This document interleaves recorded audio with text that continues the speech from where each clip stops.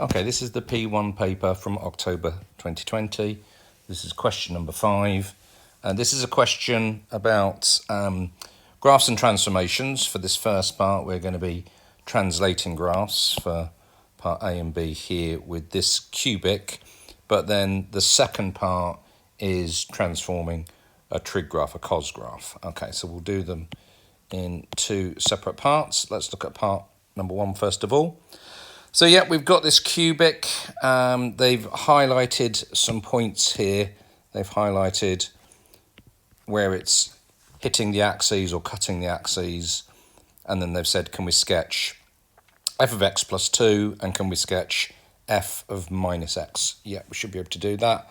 I've done just a little bit of preparation work here in the fact that this is just the original question. This is just a question drawn out again here. So this is fx already.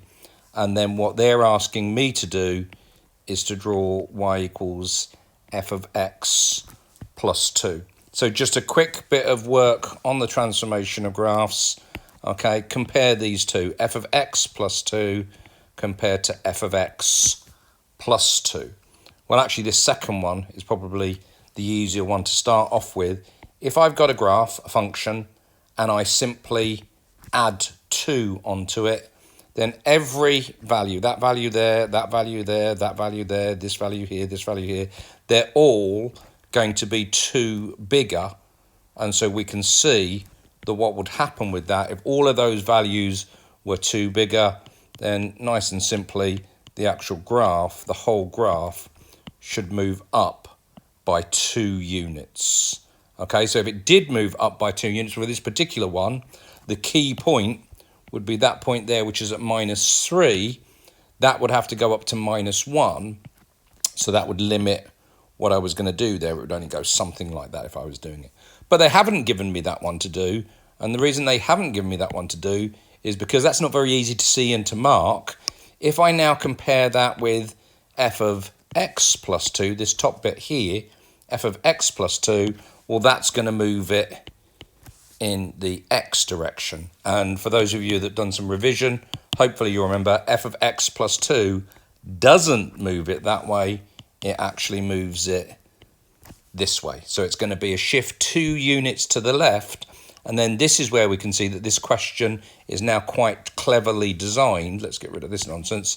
That if I'm going to have to move this whole graph 2 units to the left, when I move this time, this one really becomes the key point here, that point there, that if that shifts 2 units to the left, that's going to hit the origin. Okay, now that's not an accident. They do that quite often with these things. So I should be looking out for that this whole graph is going to move 2 units to the left here, which means this isn't going to be 2 anymore. It's going to be 0. This isn't going to be minus 5 anymore. It's minus 7. And where this point here had been touching the axis, that now is hitting at the origin. So I'm now sorted out. If I just get rid of all my sort of working here, get rid of that bit there, and now say, right, f of x plus 2, which is a shift of 2 units to the left there. What are the points that they're interested in? Well, they said they're interested in the points where it hits the axes. So as I say, it's no accident at all there then that's at minus 7 and at 0, 0. Now, only because they've actually made a point of asking me for those, if I delete that little bit there, is I might say intersects, just think about what words to use, intersects x-axis at minus 7, 0 and 0, 0. Now, if we look to see how many marks that's worth, looks like it's going to be worth 3 marks for each bit here. The 3 marks there will be 1 for the shape and then 2, 3 for where it's hitting the axis. So I'm perfectly happy. I've done a lot of work there, perfectly happy that that's good enough to be my answer. And also a quick bit of teaching as to what happens with those ones. Okay, let's go on to part B, which is f of minus x. So again, just go back to the original question here. This is the original part to it. And we'll do a quick bit of teaching here as well.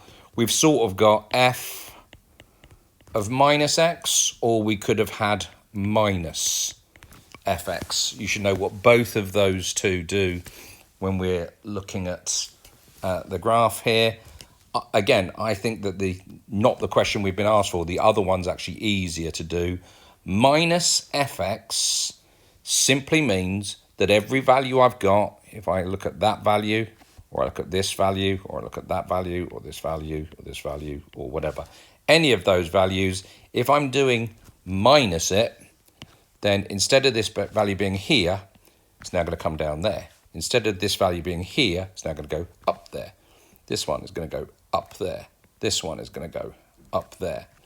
This one is the only one that will stay where it is because naught doesn't move. And this one, which was here, is going to go up there. I don't know whether you can see from all my dots there, but basically this graph is being reflected about the x-axis. So if I did need to draw this one on, which I don't, this isn't the question, but if I did need to draw this one on, it would look like that, which is a reflection. Imagine that this is a mirror here, or I often think about it as looking at the water, and you've got mountains, you know, very artistic. It's simply a reflection in the line y equals x, if we have, not y equals x, in the x-axis, sorry, for minus fx there. But it's all complete waste of time. We weren't asked to do that one. I was just explaining to you what was going on as a teaching point. Now, what actually were we asked to do? We were asked to do this one here, which is f of minus x. Well, if minus fx is a reflection about the x-axis, then f minus x is just a reflection, but this time about the y-axis. So that's the way I remember it. It helps me when I'm actually trying to do all my various different bits of revision to think about them in those ways.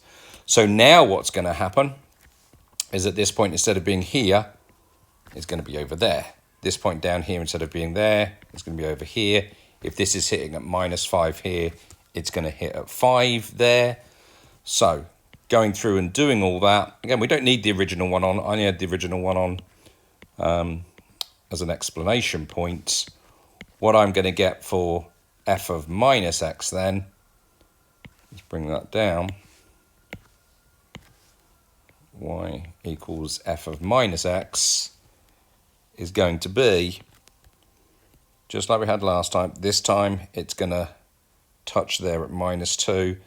That point's not going to be affected. That's still going to be -3 there. That reflecting about the y-axis won't affect that one.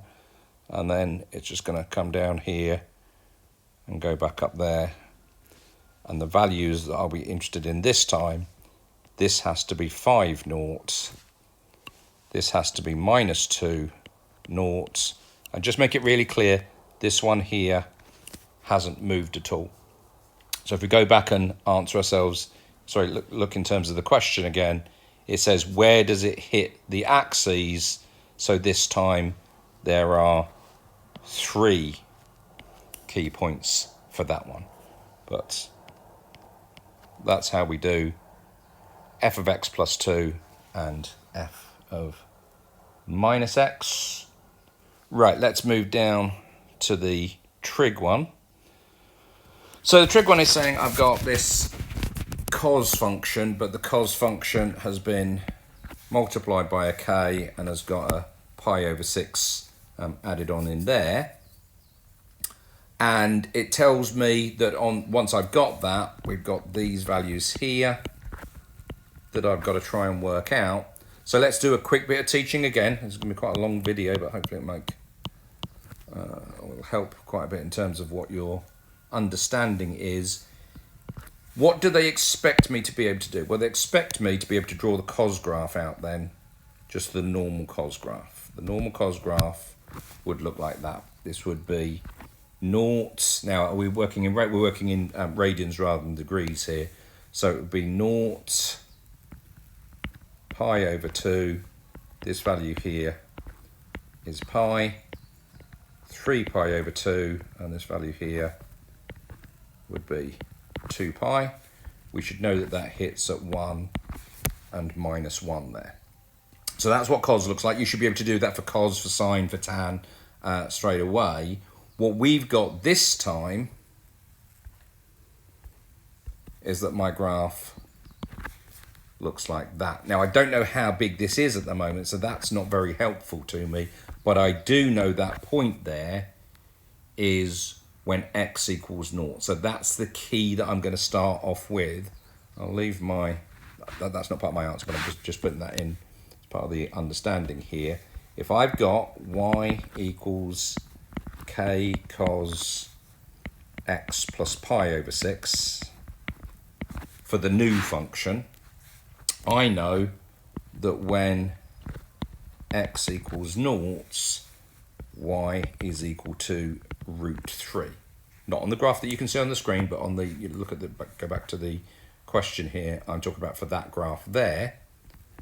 So for that situation then, if I do the algebra involved, root 3 is going to equal to k cos 0 plus pi over 6,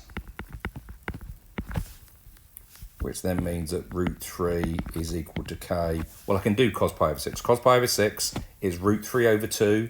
We should be able to do all of that work in terms of knowing our tan, sine, and cos of, I'll do it in degrees, but 30, 45, 60, pi over 3, pi over 4, and pi over 6. You need to know the answers to those ones here.